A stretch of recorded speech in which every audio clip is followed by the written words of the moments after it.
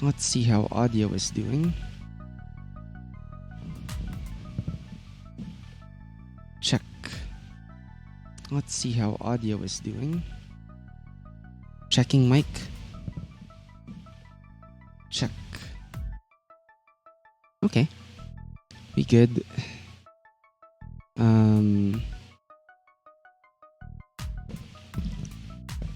Wow. No wonder there's a lot of handling noise. The the effects on my interface are still on. Yikes. Okay. Good thing you caught that.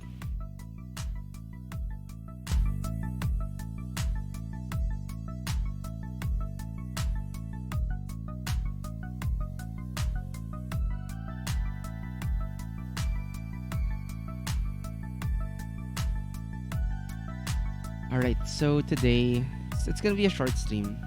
Um, I've got about an hour and a half to kill.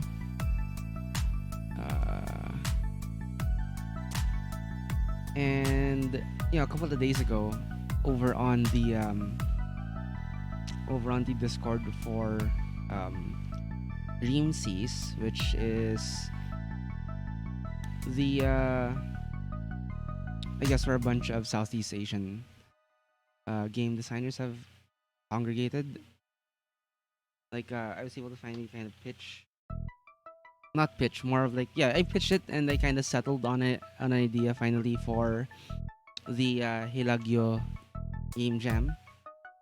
And if you guys have not heard about this yet, hang on, let me prep the showcase screen.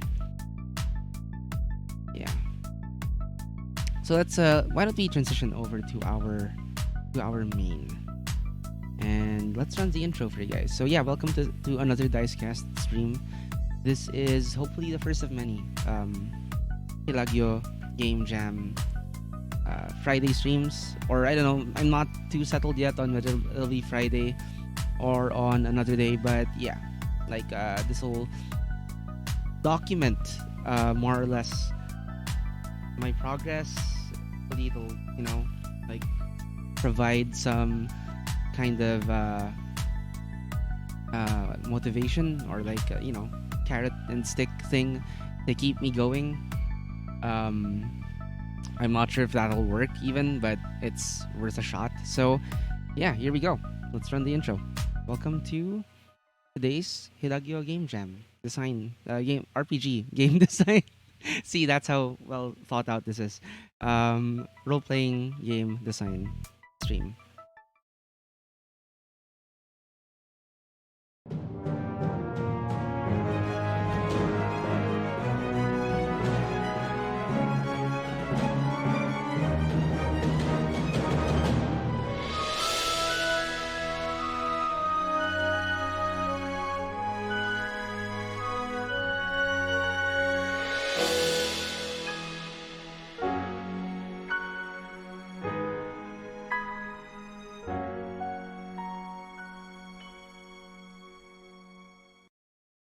All right. So as you can see, this is over in our showcase window.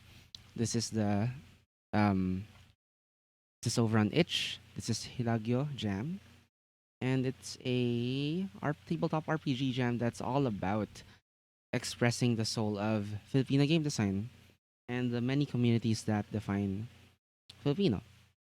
So yeah, I tried streaming about this. I think sometime last week or a couple of weeks ago, where I had this idea. I was trying to carry over this idea of what I was, like, a previous project that I had been working on, essentially a like a wandering Ronin type, type RPG that I guess didn't really like. I think it was one of our regular viewers, Santagoy, who really like posed, like a proper question about what I was doing in chat. Like, how does that fit into Hilagyo Jam? And that really kind of stopped me in my tracks. It's like, oh yeah, like what what am I doing? It doesn't really fit in. So I spent some time reading other RPGs, going back to other RPGs that I liked, because I think it was earlier this year when we featured a game called, well, not featured. Did we feature it? Or basically, we talked about a game called Stars Without Number over on Table Talk, or was that last year? I don't know. It's all blurring together. But yeah, we featured this game called Stars Without Number, and I recalled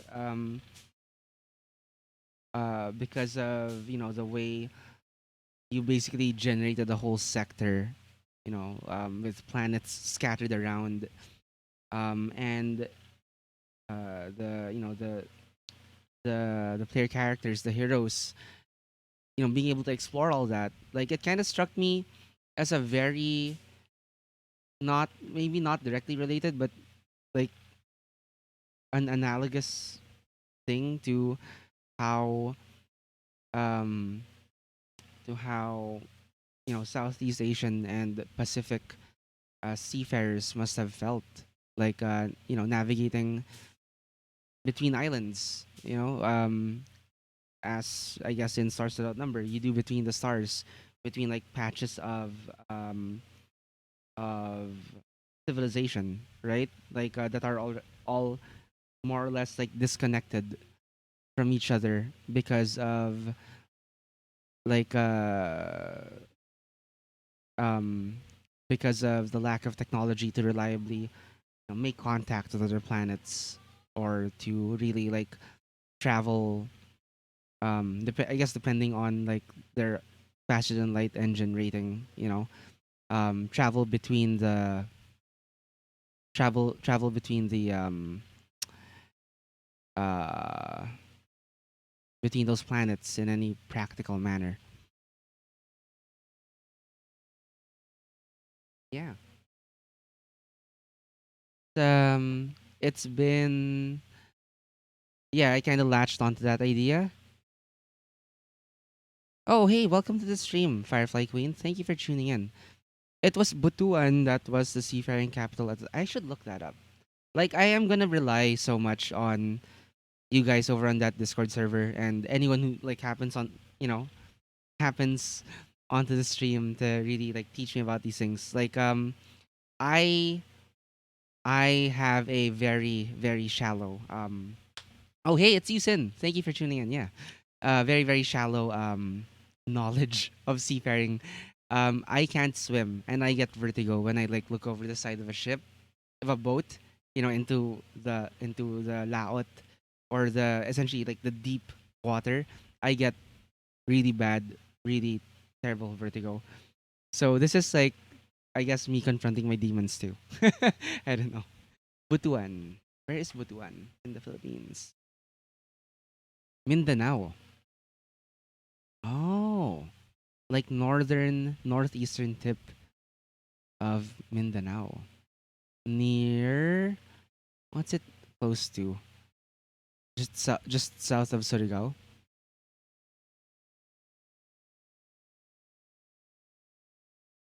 Nice. Okay. Thank you for the factoid. I will copy paste these messages into my notepad.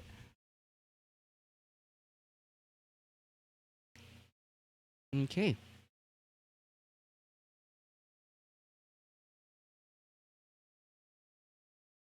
All right. Thank you for that. Thank you for that. All right. So yeah, so yeah, the idea was really like came from that, and then I had also been reading Forbidden Lands. I just got it, which by the way you can get for free right now on Drive Thru RPG. They're promoting. They are promoting the game. Like they're coming out with a new expansion. I think it's uh another like bunch of adventure sites, maybe, probably. But yeah, to promote it, they're giving it away for free for 24 hours over on Drive Thru RPG. So if you don't know what it is, it's what I feel is the best uh product from Free League Publishing to date. So yeah, check it out. Forbidden Lands on Drive Thru RPG. So I've been reading that, and I'd also been impressed with how they handle living off the land, like how you travel and how you survive while traveling. You know, having to keep watch, having to forage, to fish, to hunt, like how those are all options. Um, I like that, and that kind of, it made me think like, oh, like when, like when when our seafaring peoples were like, the sea wasn't so much like, we had a more loving relationship, I think, with the sea. Like it was more of a provider than, I guess it was for a lot of, I don't want to generalize, but like the impression you get is that like, for a lot of European cultures, like the sea was just terrible, like dark gray death trap that could only be traversed by like huge ships, and so, like a whole crew of men. But then we have traditions here in, in our, if if not in, just our, maybe not just our, probably likely not just our country, the Philippines, but also around Southeast Asia, of people like peoples who have lived, like primarily on the sea, like the I guess, I've been told like the Bajau, um who, who live on boats and fish and, um farm, and like, I think, like when they skin dive for pearls, right? Like right off the sides of their um uh floating homes. So that's something I wanted to incorporate, like that feeling of, um yeah, being able to live off the sea in the same way that, like, typical fantasy RPGs let you live off the land while you are traveling. So I wanted, like, these are just things, yeah, like, those are just things from other games that hit me. And so yeah, I pitched it, and people seem to like the idea. So that was, thank you for that. Like those, you guys over in, um for you guys over in, uh the Dream C Discord. Thank you for the encouragement. So yeah, I was, um they seem to like the idea. So right now the idea is to, yeah, work along these lines. I've been writing in like my little notebook some ideas, and I thought, yeah, I'd put it together here on stream, but mostly, yeah, just to hang out, chat. Maybe it's a new time slot. Like I don't think we really stream this early, so it's new opportunities to get to know more people. And yeah. Oh, I see what you posted on that Discord, Sin. I'll thank you. Here, can I share it on? I'll share it on the stream if that's okay. And hey, welcome to the stream, Dice Chuck. No, don't feel left out. Like it's a, it can be a cultural exchange kind of thing, right? Like you can get to know us and our culture a bit more, and just, just generally hang out. I will need advice, undoubtedly, dude. I get out of work at 7 a.m. So, and I've got a lunch date with my wife and kid, at 12. So I figure if I tried to sleep now, I would not be conscious. I would be half conscious, half asleep, like, when we have lunch. So I'm staying awake. I've got some, like, I want to make some progress on this RPG. For my entry to the Hilagyo Game Jam, and like, yeah, like might as well use the time, right? The stream, get my ideas together, harvest ideas from you guys, and just, yeah, generally hang out. Yeah, it is like a little passion project. I've never really embarked on. I don't know. Like I've always started, and they've all been false starts. So and I want to stick with this one. Like this seems to fit like what, yeah, the current situation, the current mood. So yeah, we'll try our best to come out with something playable and usable. Here, like Sin shared this on, uh a Discord server, And yeah, so a mother boat essentially. That's pretty much what I am going for. A home on the sea, and I know Forbidden Lands and Started Out Number are hex crawls. That just felt like something that as a newbie game designer is a bit out of my depth, you know, like pun intended. All right, yeah, have a good supper, dude. All right, yeah, have a good one. Thank you for dropping by. Always a pleasure. But yeah, so where was I? Where was I? Oh right. Oh yeah, not a hex crawl because that's like a bit out of my depth. I feel a bit out of my depth to that. So I wanna right now the idea is to prototype it as as a linear thing. So still procedural, still rolling like random encounters and stuff, but it's linear. It's from point A to point B. So I figure it could be something like you know, I'll take a little inspiration in that regard from a game like FTL, another game that's all about a ship and a journey. So yeah, point A to point B.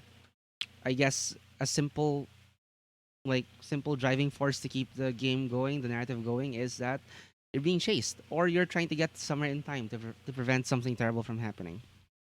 So yeah, eventually, yeah, right. Like if you've got the components that would make it work as a linear thing, then really like Hexcrawl, just you're just opening up like different directions for it to go. So that's why I feel like the linear version is like a very uh like practical and promising yet promising way to prototype this idea, and then that's where you can kind of iron out a lot of the kinks and stuff. Um, but yeah, yeah, that's the idea for now. So I've got Calmly Writer here. It's an online, I guess, like word processor, very minimalist. I find it helps me like get ideas out um easily. So I'm gonna start typing, and I'm still gonna follow like this slightly, not to the letter, but slightly follow this format over that I found over on Medium for designing RPGs. It's just it's not. I'm not saying it's like the way to do it. It's just I haven't found any other real like guide, and I kind of need. I feel like I need a guide to follow. So yeah, number one, what is the experience um, players players do go through?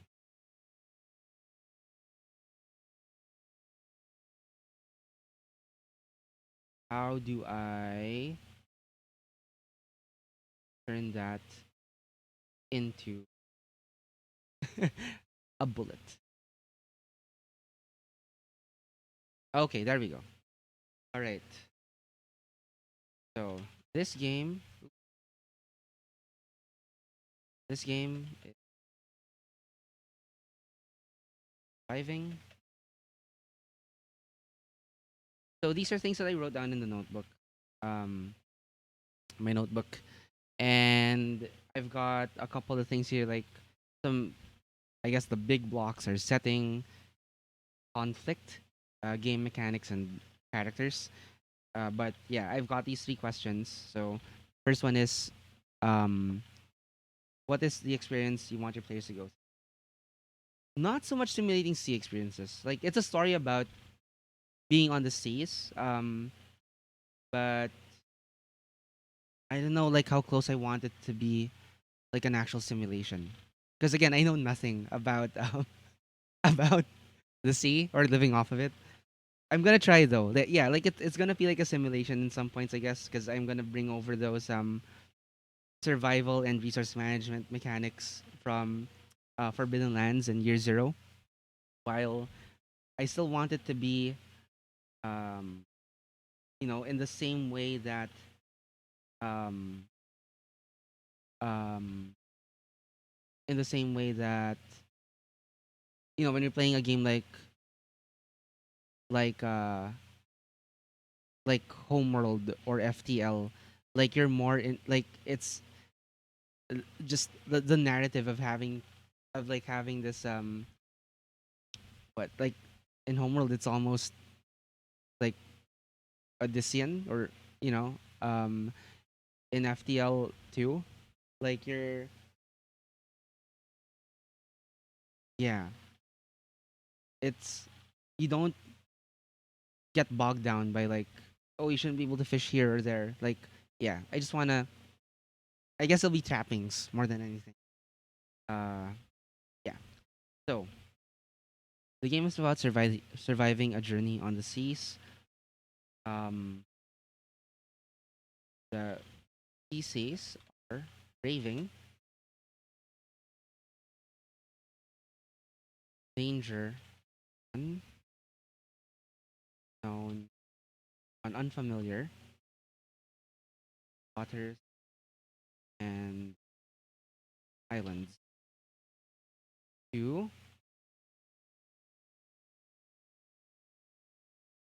I am gonna put some things I think are important in. Let's make it italics. Um, escape or prevent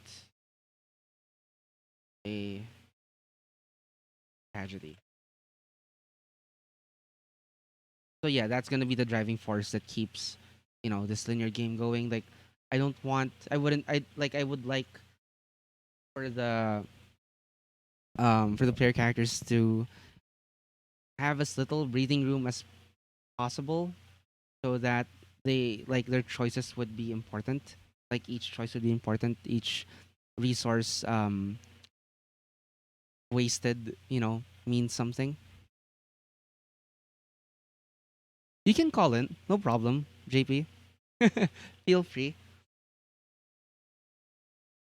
Difficulty levels. Yeah, I hold that thought. I've got this idea of um how things are gonna cascade. Like because you don't want you want things to come to a climax. You want maybe those first islands, those first encounters on the sea are gonna be a bit easy peasy. But I want things to scale. Like as the players improve and as the ship improves too, as the bunka improves. Um, like I also want I want for a you know I want there to be a way for uh for everything to scale up in response too. So yeah, like things are gonna ramp up um along the way. So okay, but yeah, hold that thought. Difficulty levels. I like. Thank you for that. Um. Okay. Uh. And the tragedy. Um. They must. So key point. Live off of the sea. They must. Of course, overcome foes.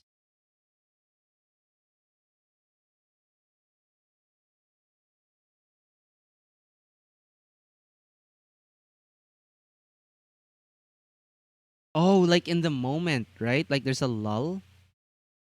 Oh, I like that too. I like that too. Yeah. Like the sea is you know, tempestuous. A way to scale that is like with every balangay improvement you roll, say twice on the random encounter. Okay, I'll wait for you to finish that thought. But thank you. Like keep it going. Keep them coming. Um they must make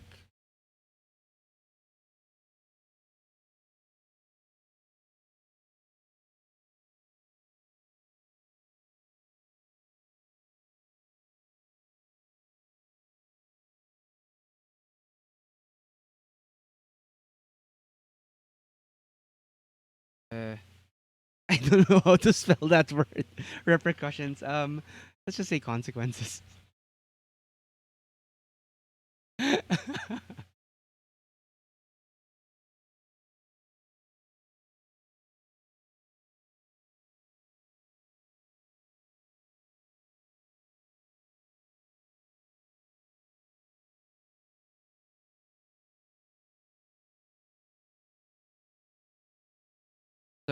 They must overcome adversaries.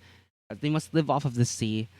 They must overcome adversaries. They must make difficult choices whose consequences will aid, hinder, or complicate their journey. Um, they must protect the.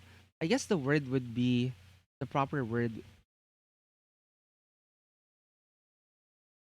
Is it balangay? Yeah. Okay.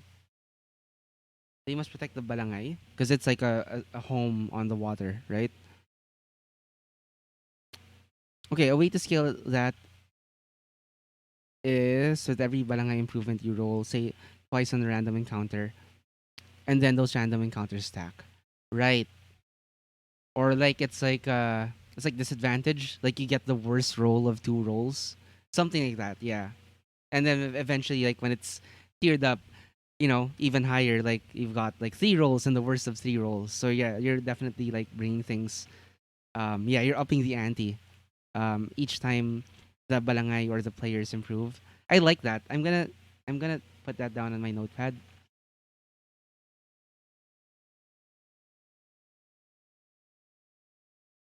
Thank you for that suggestion.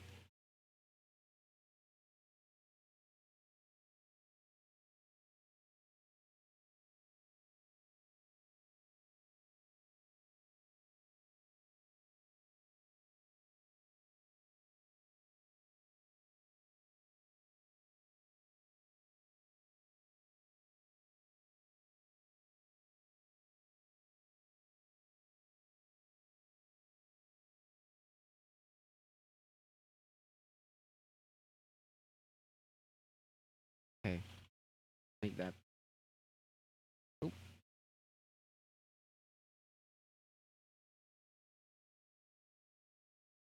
check the barangay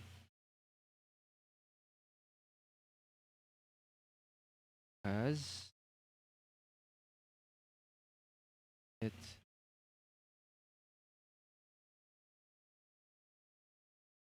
end.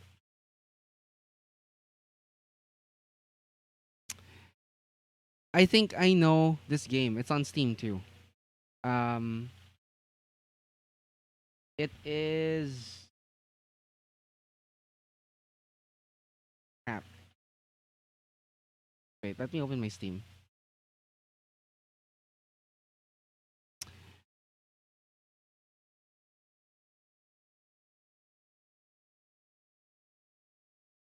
It is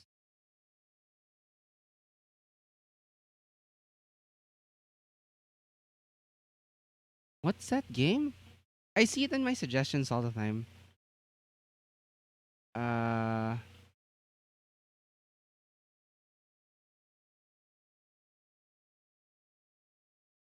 grr. What is this game?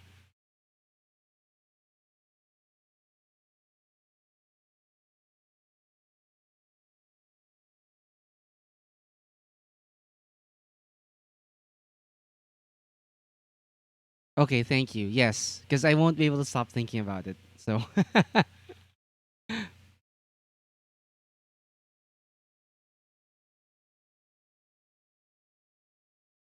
all right, all right, all right.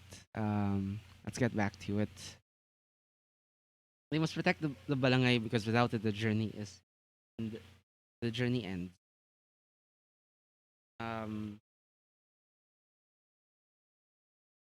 they will on skills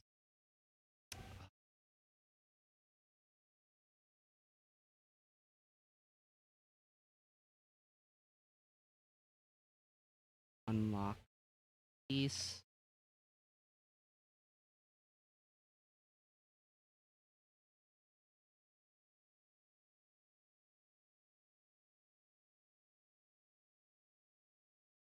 and improve.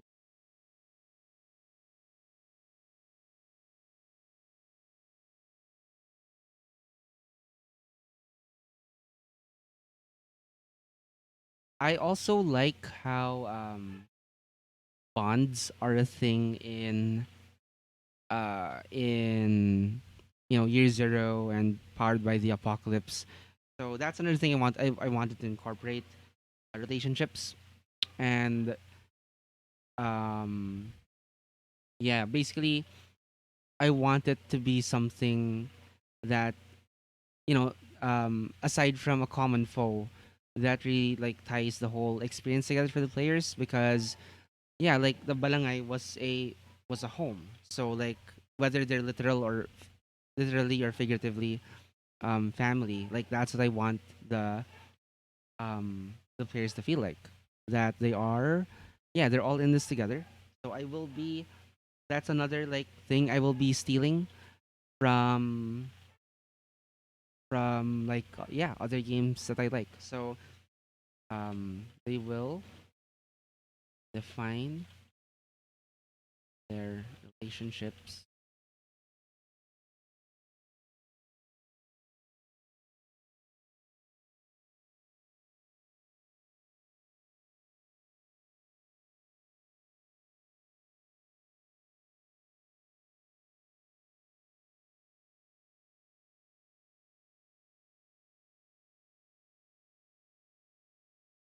Okay.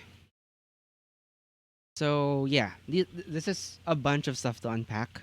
So let's get to it because question number 2, no sound. Dang. What? No, I think we're okay. You scared me for a moment, Santagoy, but yeah, thanks for tuning in. Yeah, sorry for the dead air. There, far loan sales. That is, yeah, I've been curious about that too, and I've been wondering whether I should get it. Now, I mean, now I wonder whether I should get it as well because I have FTL and I've been playing FTL again just to like get a feel for it, but it's not quite the same feeling as yeah. So I'm wondering if I should get yeah. Now I'm wondering if I should get far loan sales as well and kind of play that, but also um also like Homeworld is another thing.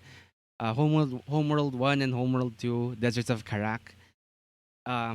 These are also like things that I'm drawing from. Like these are some of my favorite games ever. So yeah, like when Dice Chuck said passion project earlier, I guess I didn't realize it either. But now it's kind of yeah, this is a bit of a passion project. So and that's why I'm so stoked that you guys are helping me out over here in chat. Like Sin, thank you, thank you for being excited too. um, okay, let's catch up with what you're suggesting. You want to make it more dicey, acquire resources along the journey, roll on a random resource table, and then let's say at some point in the game you have enough resources to upgrade your balangay. So you buy, say, 2 upgrades, but each upgrade has an equivalent risk. So on a risk table, 2 upgrades equal at any point in the game you can choose. Oh,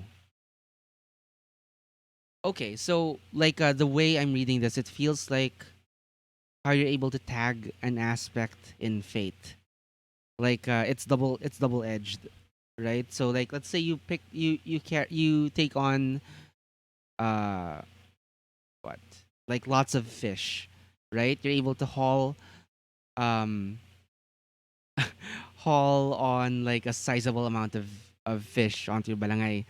So you have adequate food, but like at some point, um, as the DM, I could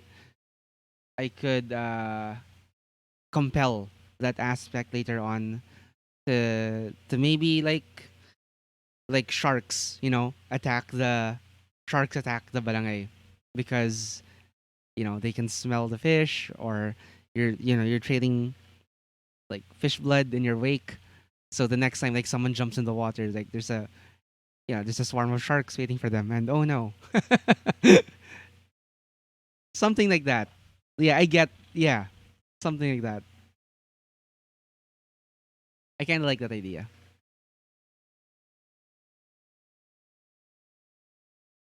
Mm, congratulations on finishing Mass Effect for the first time. Mass Effect 1, or like, are you talking about the whole shebang?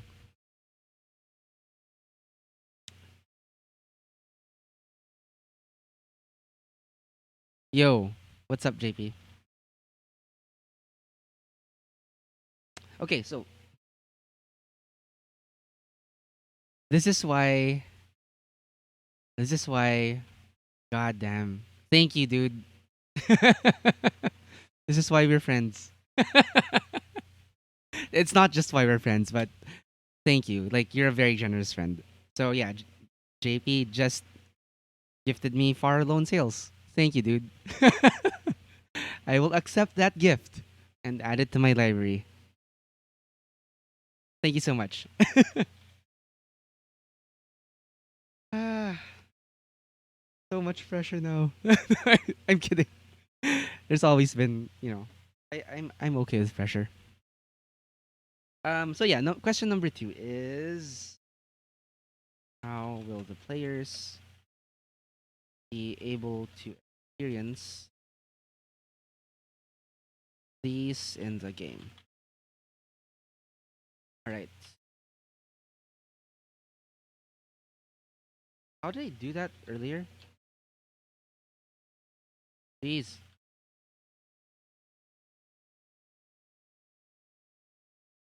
Crap. How did I do this? Can I just copy paste? No. What the?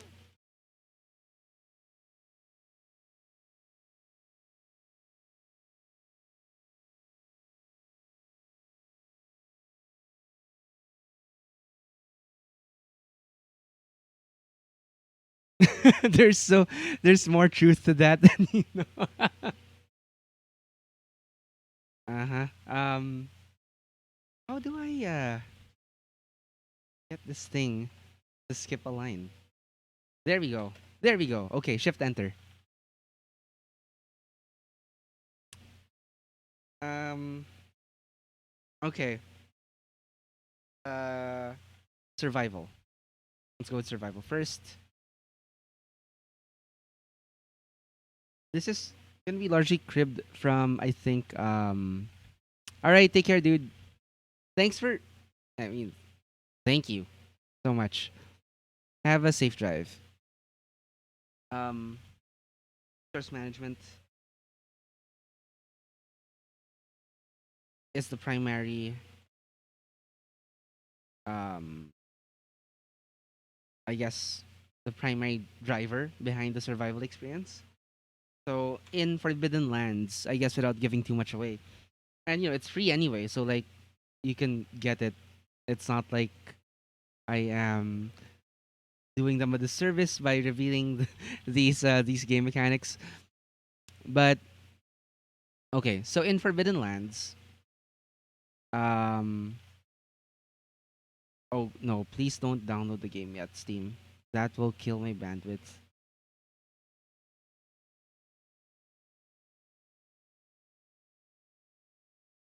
Yeah, there are. Okay. So by the way, Forbidden Lands is free, but I bought it a couple of weeks ago, having no idea that this is gonna happen. So yeah, that's life, right? So I bought the PDFs, and I printed them out, because I didn't want to wait, for like ordering the box from what isn't it? I think it's Sweden. I didn't want to wait, so I printed them out, and I realized that in my um my the office of our family business, there was a plastic comb binder.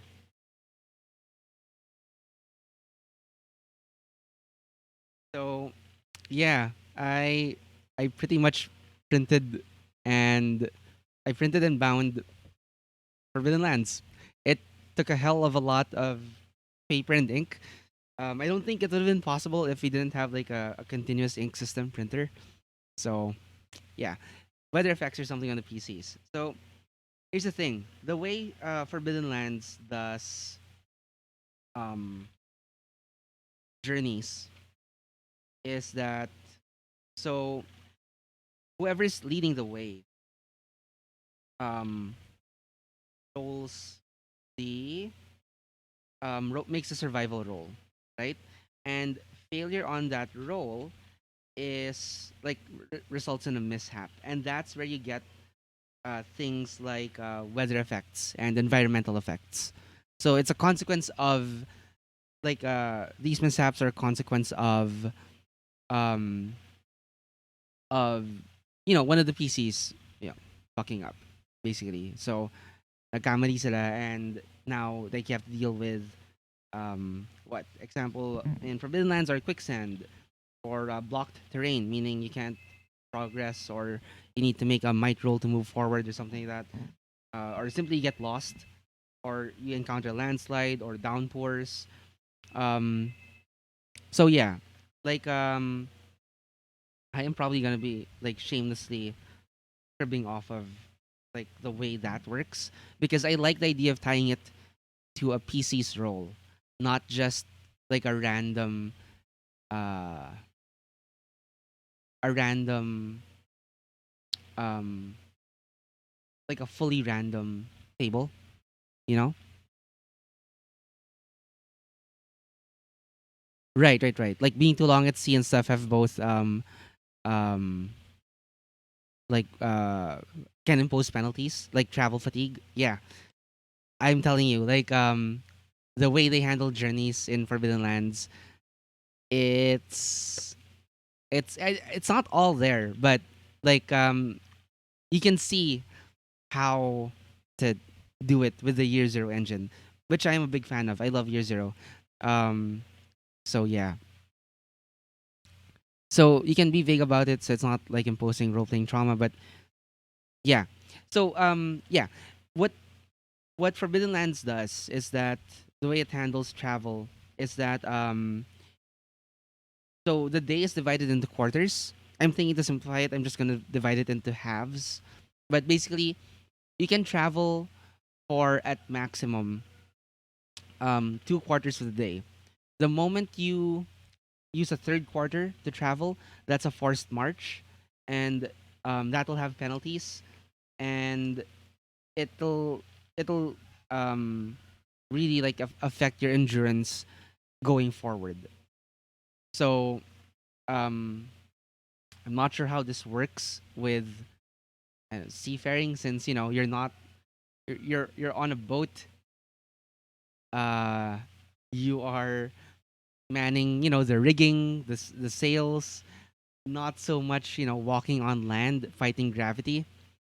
So I don't know. I'll think about that's something I still have to think of. But yeah, I basically like I will probably be using like something like lead the way in Forbidden Lands. Uh, like, maybe like like I'll change it to something like navigate by starlight. So yeah.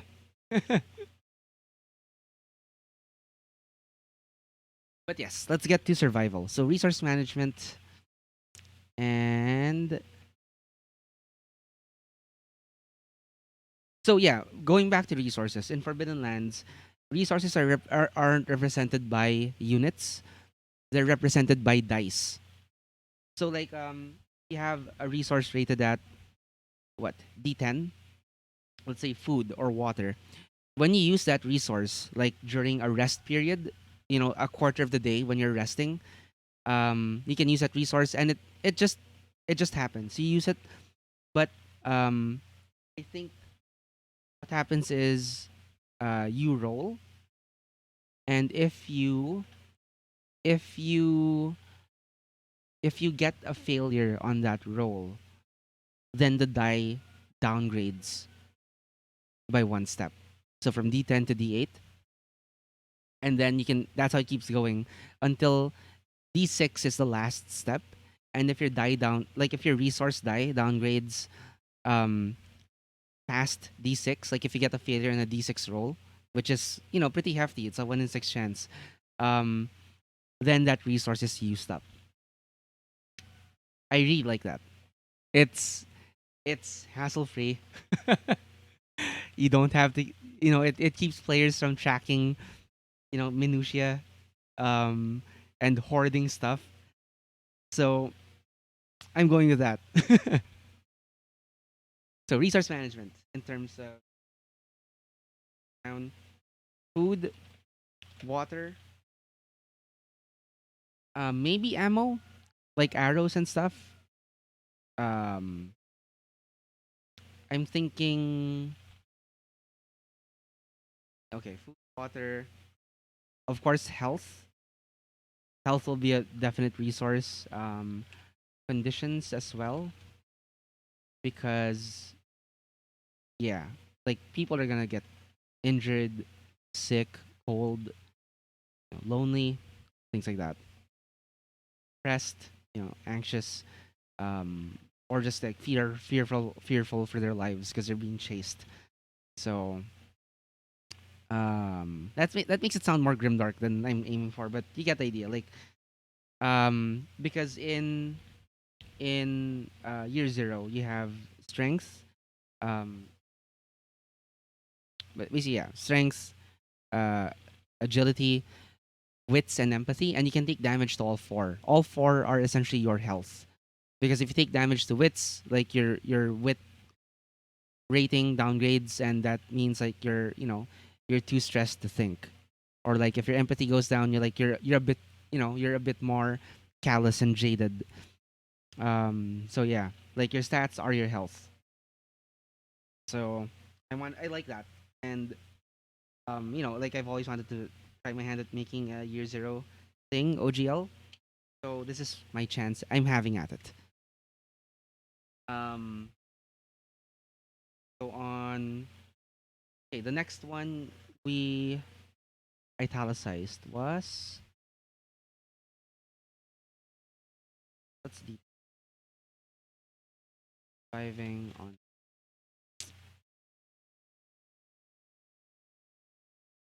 Next we have escape or prevent a tragedy.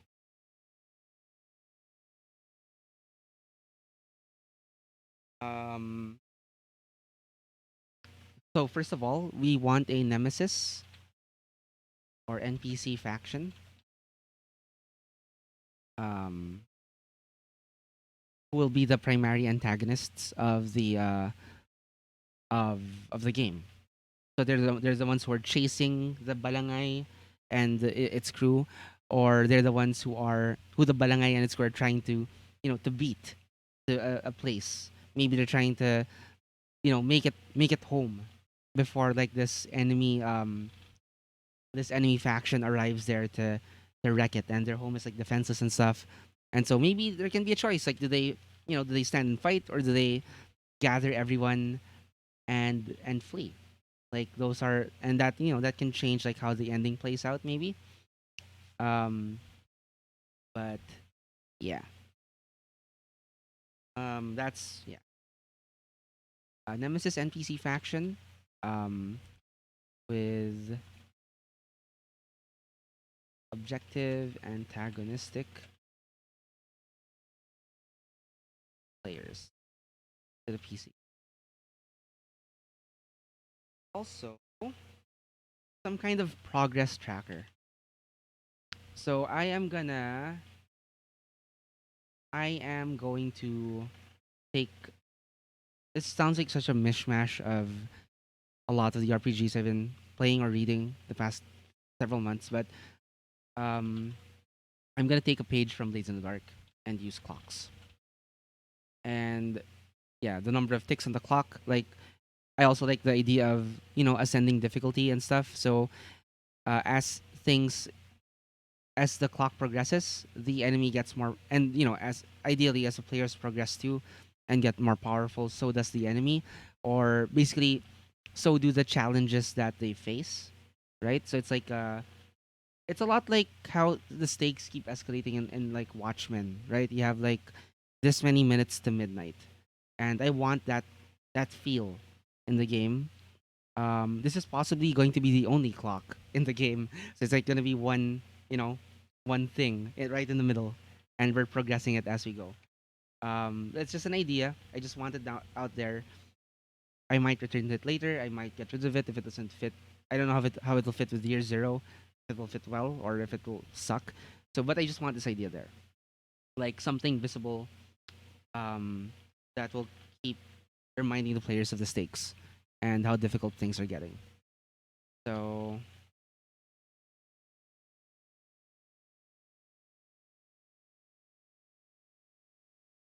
uh, okay. So yeah, the meaty part is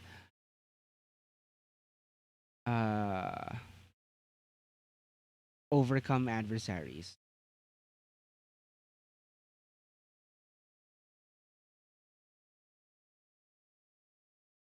I should add here also. Yeah, weather and yeah, weather. Adverse weather.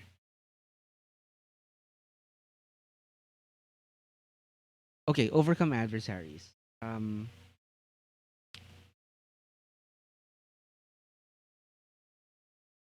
Let us go with okay. So what I wrote down here was so yeah, all the good stuff we've been talking about so far. Encounter tables, uh, island creation tables,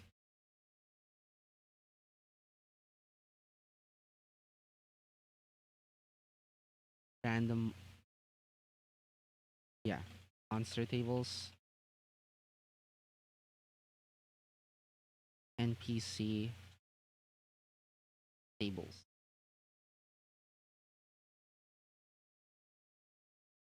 Overcome adversaries. Let's loop in make difficult.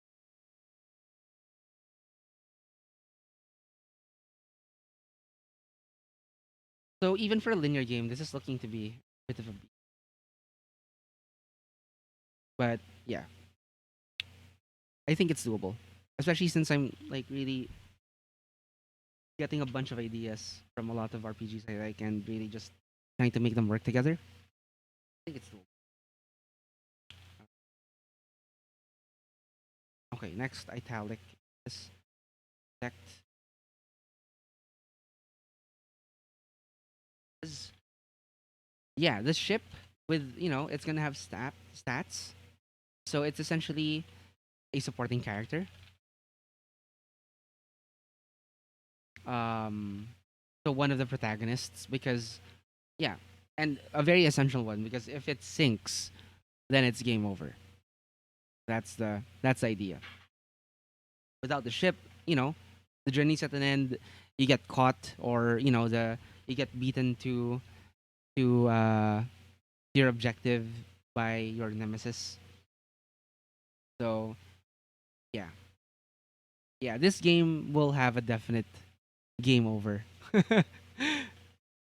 which I think is like, well, yeah, most RPGs have the TPK, but not even then. Like with most RPGs, you do even with the TPK, you get to roll up, another party and try again. I guess this one, yeah, we'll definitely have a game.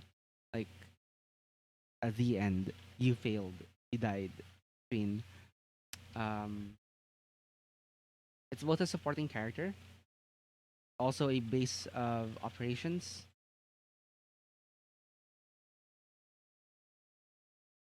Yeah, I considered that too. Like especially with the bonds, I have this idea for like how bonds are going to work with the ancestral ship.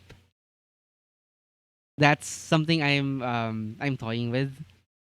Because what's that series? Was it called Farspace? Farscape?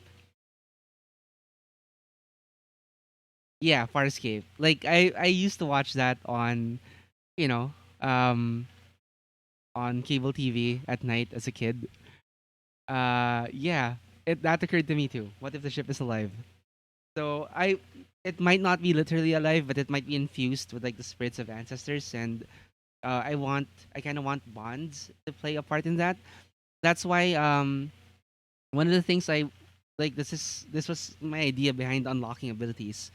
Like the players are skilled mariners, but like through the course of their journey, um, I want them to like through their bond with the ship, you know, like they unlock and through that their ancestors, like they unlock these special abilities, and it could be like I'm on the fence still. Like if it's gonna be like super, high magic stuff where they can control the weather or like element bend or whatever, or or if they it's more subtle, like the more like subtle charms and uh yeah, subtle charms and subtle magical effects that can also like be a bit more meaningful when you pull it off. So yeah, the ship is like that's thank you. Like thank you for like being on the same wavelength. So base of operations. And like this is just what I'm toying with. So possibly the actual main uh protagonist of the game, because yeah, because the ship must survive. That also implies that the PCs are replaceable, really. So like what happens if a player character dies, right? The journey could still continue. The ship is still, you know, um is still there. You could roll up a new character. Um and I'm thinking that, that's very kind of like these unlocked abilities save. So they're there for characters like new additions to the party, or rather their placements to still have available to them. It's just something you know I'm toying with. But yeah, possibly the main protagonist is the ship. PCs are replaceable.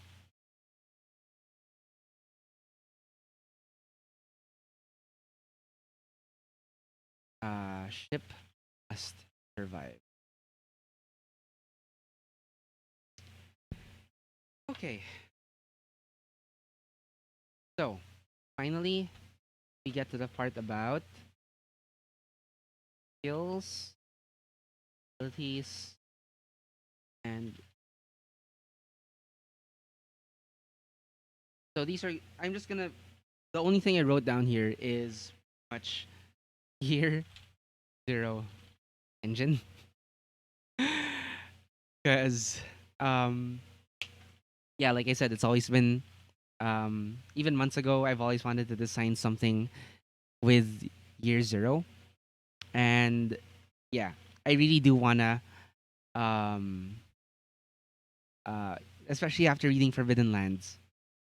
Like I really want to go through with that. I love the game system. It's um I've tried it with Coriolis, with Tales from the Loop, and it's just something that, yeah, it's it's such a good and versatile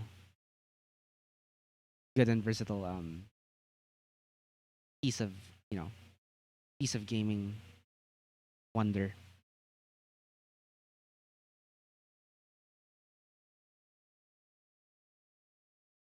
Okay, yeah, Year Zero engine. Um, let's see what that third question was gonna be.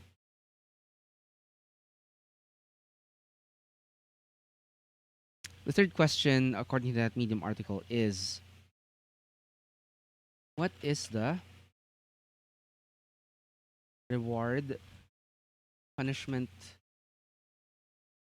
structure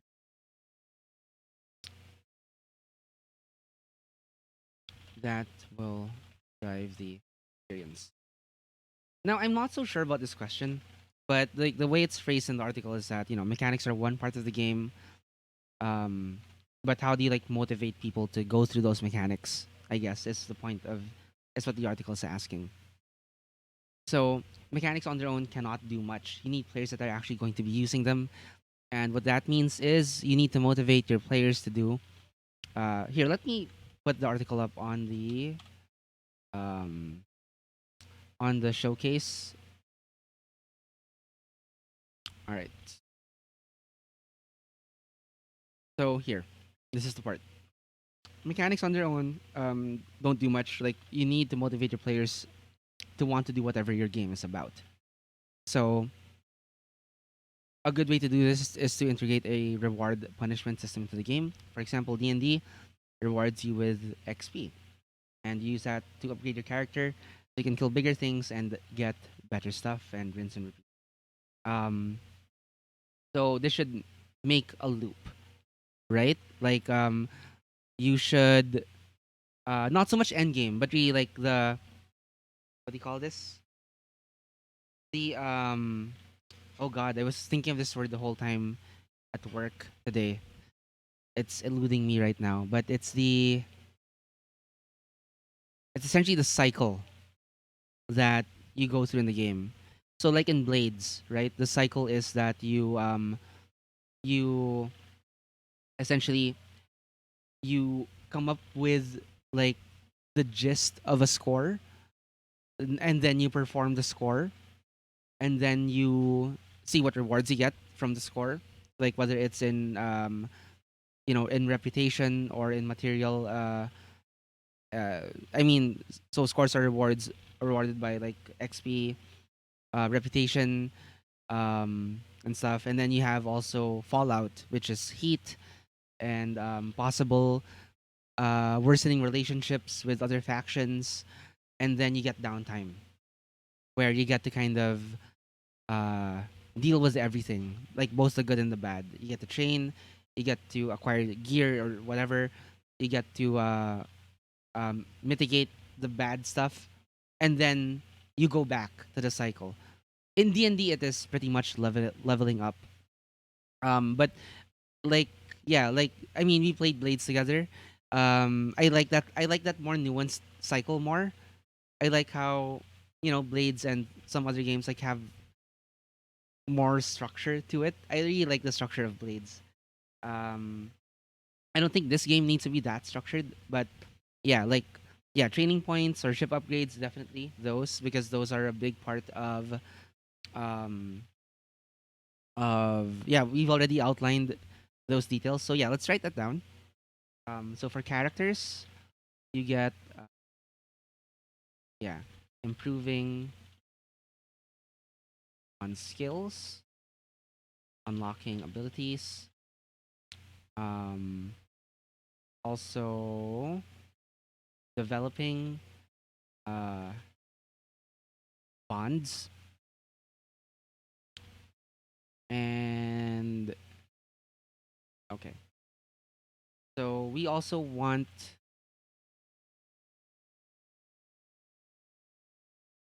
okay, so NPCs surviving. Oh, no, wait. Survival. Yeah. Uh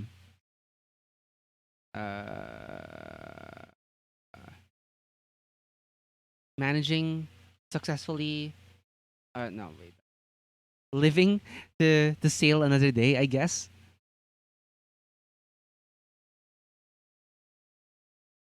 Yeah, like a specific reason for being on the sea. Um I wanted it to be always like driving forwards. So yeah, like I think I like that um just like in what do you call this? Just like in Homeworld or FTL. I think a big like one of the most direct ways to drive this narrative forward is just that they're being chased. Right? So like it's either I think like you can have like in my like so far I've come up with like two campaign modes where either you're being chased and looking to escape um like a force that is hunting you down actively, or you are trying to beat like this opposing force to a location that is important to you, like you could be like the uh you could be like trying to prevent your defense, yeah, like trying to prevent your defenses home from being massacred, right? Whether that means getting there and bolstering the defenses, or getting there and evacuating your home, your barangay, something like that. But basically, it's gonna be a game of tag. It's a chase. It's one long chase. Chase scene. Um, that's yeah. That's my initial idea. So yeah, but of course like um The reason for them being at sea, yeah, it's because that's the fastest way to travel, and yeah, looking for that's like I think that's the trading stuff. Um, that's definitely something I would want to do for when when eventually this expands into a hex crawl, because then you're finding other islands to trade with, and like you want that to be not linear, but like like uh, a forex game where you can go like in all in any direction, and discover discover new and um, potentially like new allies or new enemies. So, but yeah, for the linear one, I think it needs to be like a really you know a really driving thing that will constantly push people forward, push the players forward. Oh my god, multiplayer mode. It could be. I think that is one interesting way to expand like a linear the linear format, like before it hits the hex format, the hex call format, right? Like have different spokes of a wheel, and all these different players are trying to get to or pairs of players are trying to get to what, like Treasure Island or something, the promised island, and it's like a capture the flag kind of thing. I go on base. That could be a thing.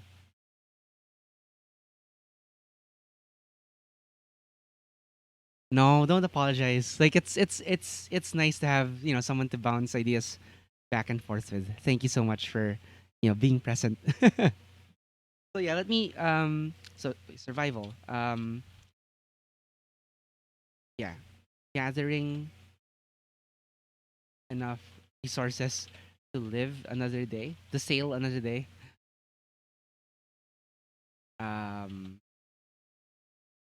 what are the so we have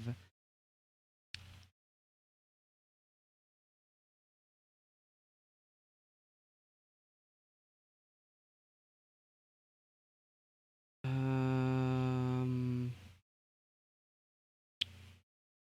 okay. So adversaries overcome adverse weather. Overcome adverse weather. Escape or part the nemesis. Is this enough? I don't know. Like if it isn't enough, I'll probably and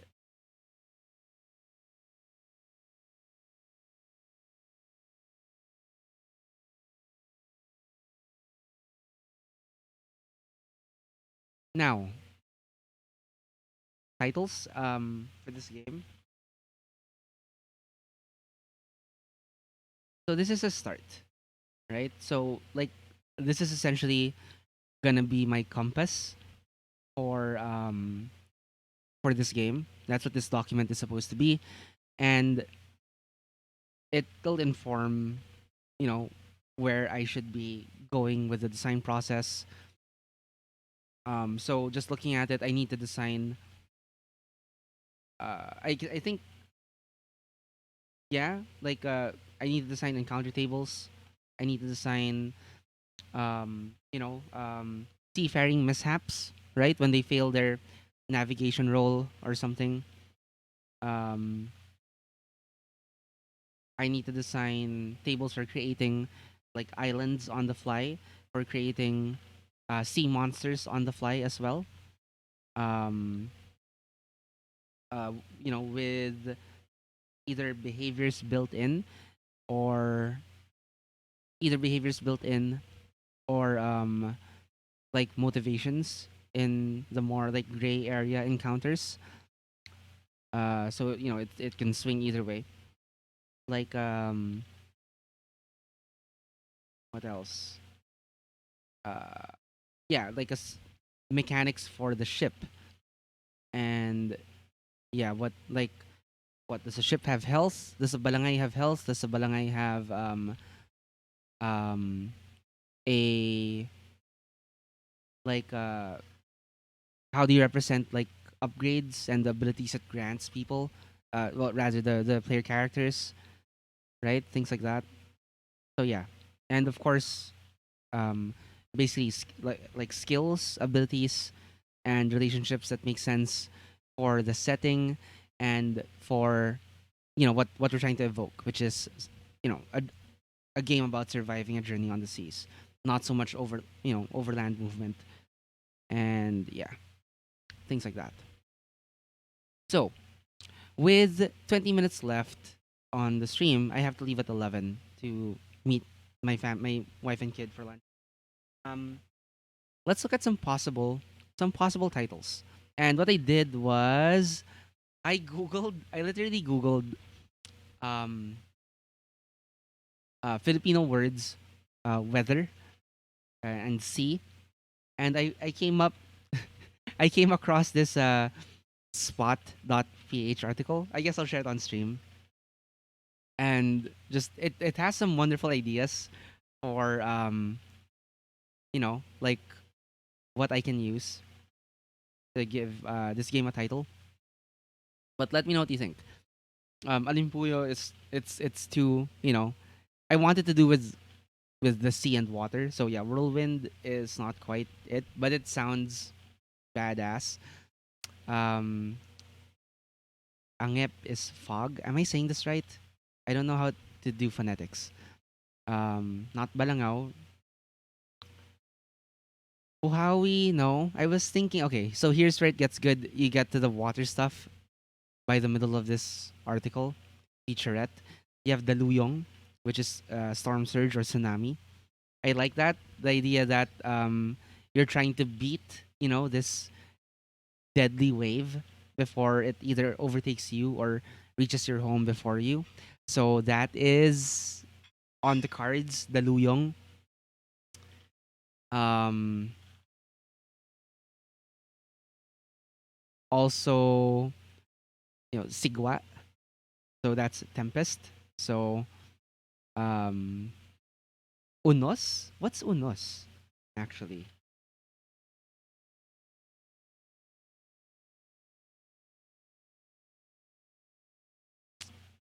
it's another name for Bagyo. It's another word for Bagyo. Okay.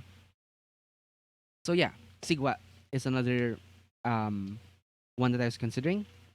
So this has definite like political connotations though, because yeah, it's usually associated with the first quarter storm, um, which is not a bad thing. It's just I feel like detract it might detract from the like this game is very different from that. I know Sigwa is so good, but I don't feel like it matches like the feel of escape, because that's not what the first quarter storm was about.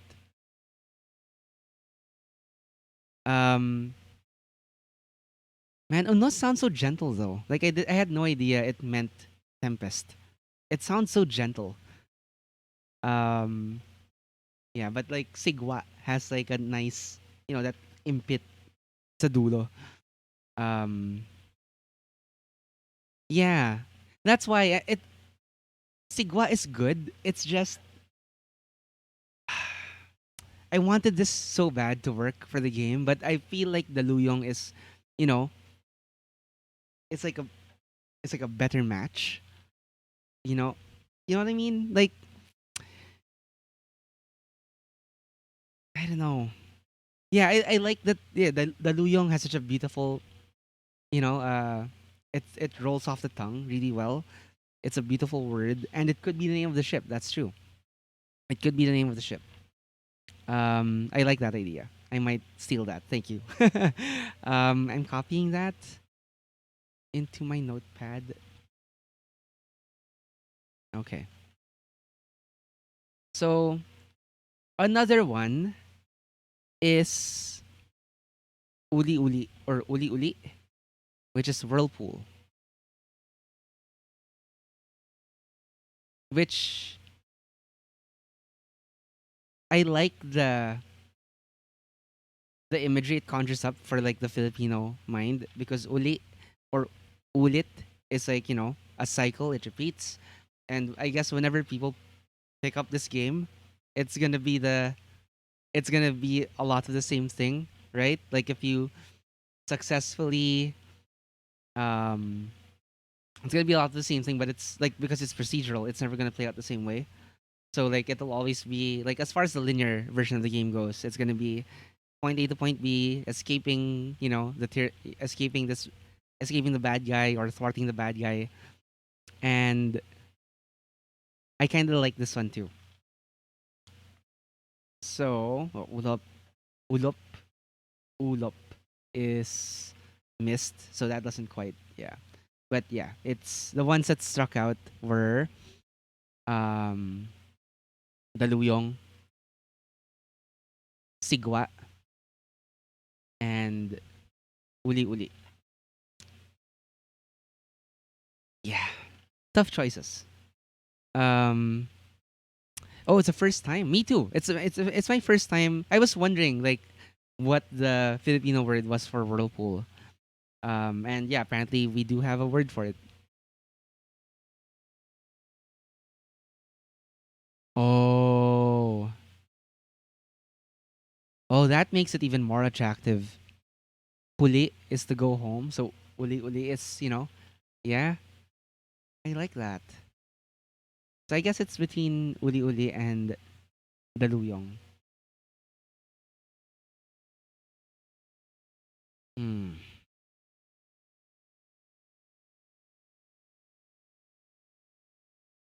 I also like the contrast to how Western literature portrays, whirlpools killing seafarers and, sucking in large ships, as the article says in novels by, Poe and Verne.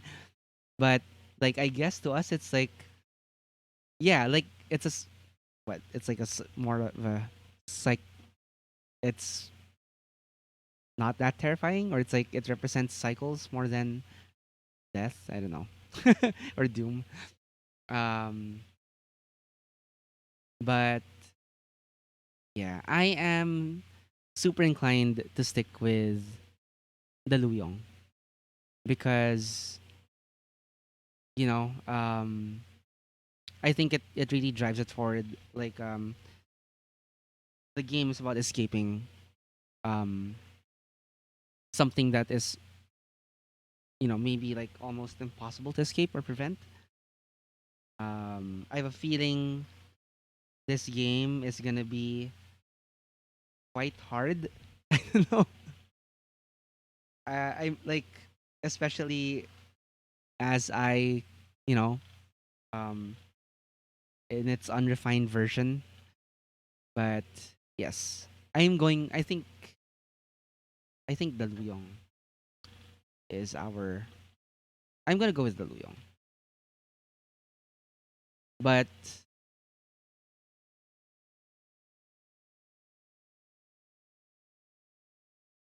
I don't know. I might change my mind in the future. Who knows? How they get that you.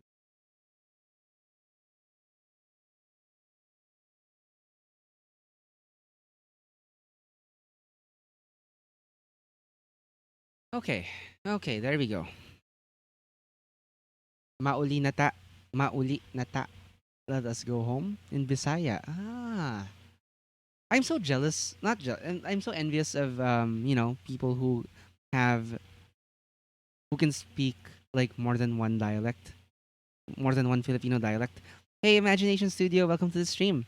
It's I've got like 11 minutes more.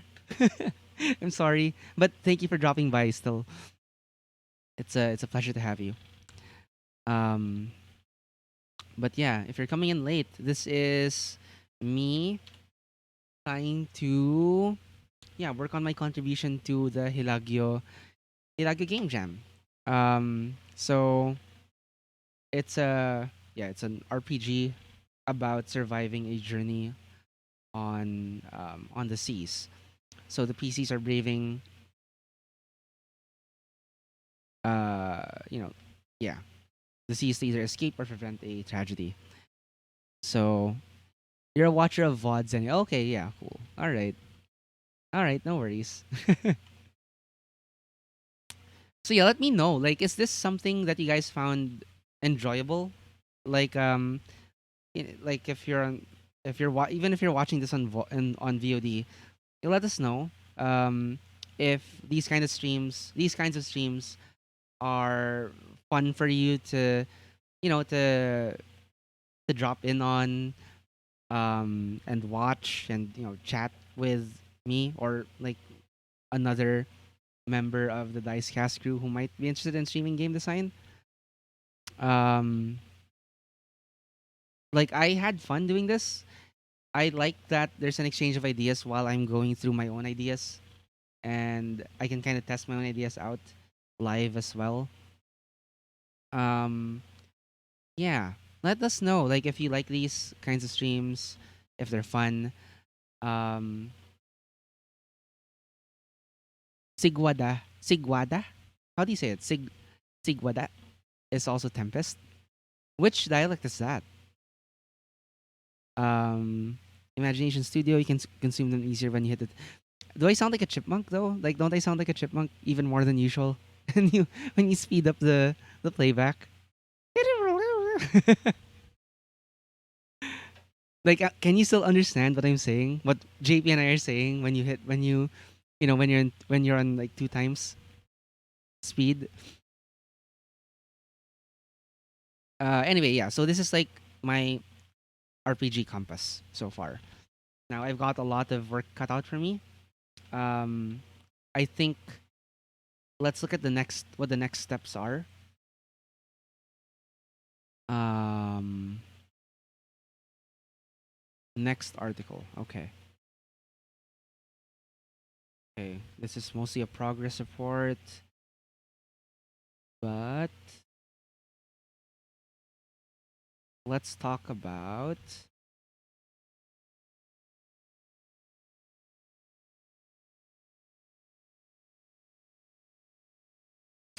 Okay, let's go to the next article. It's about how we use dice in the game and which mechanics need dice and which mechanics won't need dice. Interesting. All right.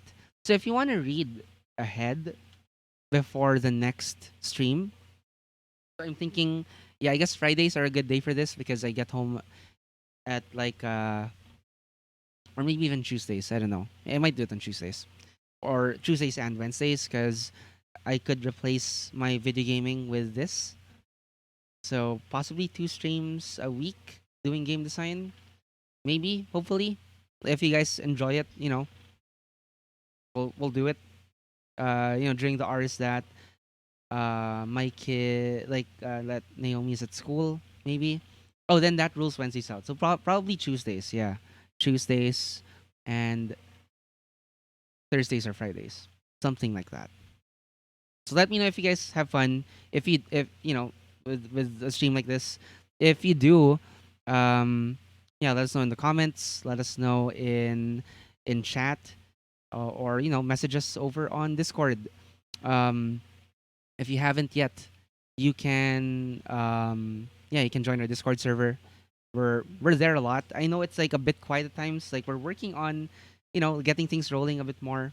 But yeah, like we hope to see. We love it when people contact us there. It's just easier for us with regards to Dicecast stuff.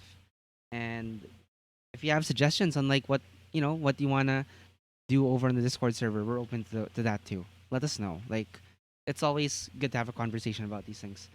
Um, yeah. So if you want to read ahead and check out what I'm gonna be doing next stream, what I'm gonna aim for next stream, this is the article. It's on Medium. It's called A Taste of Madness. I think it's because the author was trying to make a horror RPG. We're trying to make a Seafaring survival RPG. with roots in Southeast Asian Filipino culture, and this is my contribution to the Hilagi Game Jam, my first RPG project, RPG design project ever. So wish me luck, and I hope you'll join me again next time when I stream this. But before that, we'll have table talk on Monday, so you can catch us then. That's at 12 noon up to around yeah, there 2 p.m. or thereabouts, where me and JP and I talk about the week's roundup of gaming news, both local and abroad. So yeah, join us for that. Um, Other things you should know about Dicecast is that um, we have if you want to find a way to if you want if um if you like what we do and you want to support us, we're coming up with ways for you to do that. And like, aside from partnering up with streams, we've said it before. If you want to get started streaming about tabletop stuff and don't know how, we would love to help you get started. But aside from that, if you want to, support us, support our channel, support our endeavors to um, bring Filipino tabletop gaming, to the online, live stream sphere. You can. There's a pretty nifty way for you to do it while getting something back yourselves and supporting another Filipino tabletop RPG, business. So if you go over to if you um click if you go to the link dicecast.show/kitkit, it brings you over to the wonderful people at Hey Meepling, and they have a they're putting out a critical kit for D&D 5th edition. So it is until October 15, it's 400 pesos only, and you get a bunch of awesome stuff that helps you. That's a great accessory for playing D&D. Um so this is going to be featuring like D&D character folios. It'll have a 7-piece dice set from Daisuki, who is another local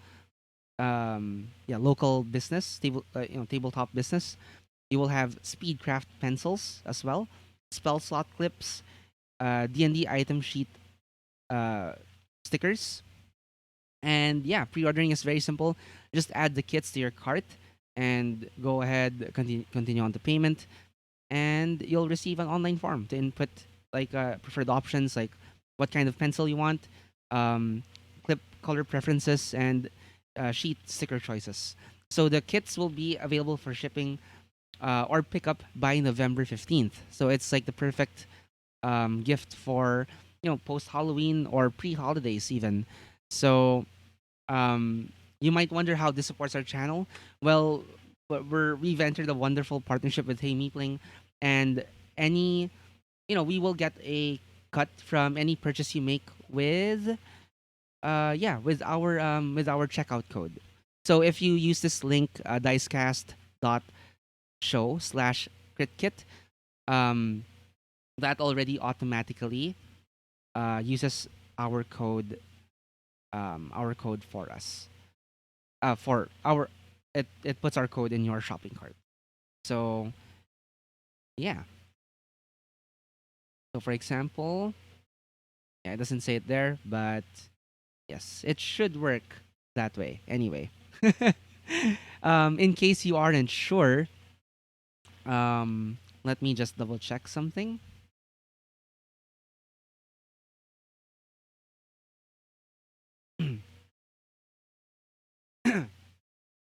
So yeah, you can use you can input the discount code DICECAST crits. I'm pasting it in chat. You can use that discount code in case it doesn't apply. It should bring your total down from um 400 down to 380. So you got a bit of a nice bit of discount there too. So yeah, that's it for today. It's 11 o'clock exactly. I can't believe I timed that down pretty well. That's a rare thing. I want to say thank you to everyone who joined on stream or who dropped by. So Sin, thank you so much for like bouncing, being my um bouncy idea person to bounce ideas off of. Thank you so much. Like it's been wonderful. Thanks for dropping by, Santagoy, Dice Chuck, Imagination Studio, and JP too. Like dropped by my co-host on Dicecast Table Talk. Thank you so much. Yeah, we'll see you around. So yeah, have a great weekend, everyone, and yeah, yeah, see you around online.